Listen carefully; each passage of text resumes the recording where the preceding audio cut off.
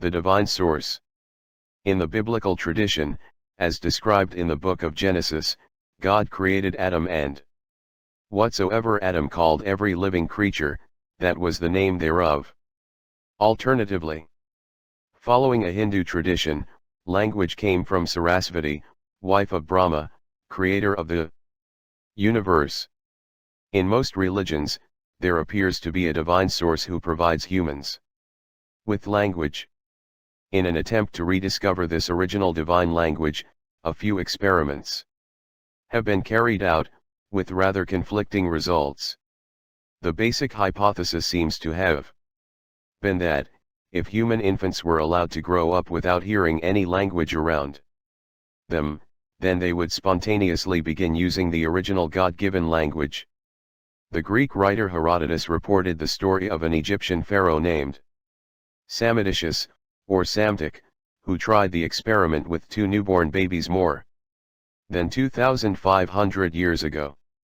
After 2 years of isolation except for the company of goats and a mute shepherd, the children were reported to have spontaneously uttered, not an Egyptian word, but something that was identified as the Phrygian word bekos, meaning bread. The pharaoh concluded that Phrygian, an older language spoken in part of what is modern Turkey, must be the original language. That seems very unlikely. The children may not have picked up this word from any human source, but as several commentators have pointed out, they must have heard what the goats were saying.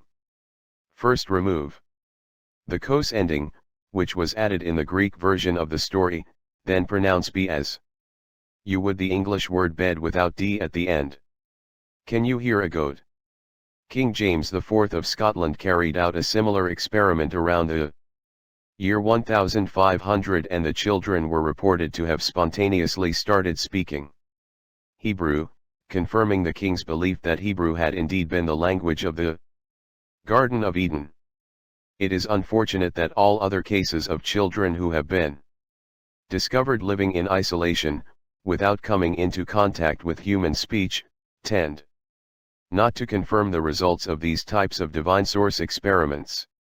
Very young children living without access to human language in their early years grow up with no language at all.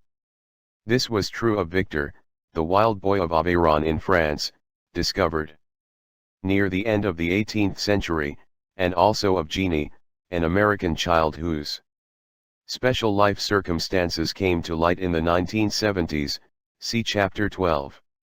From this type of evidence, there is no spontaneous language.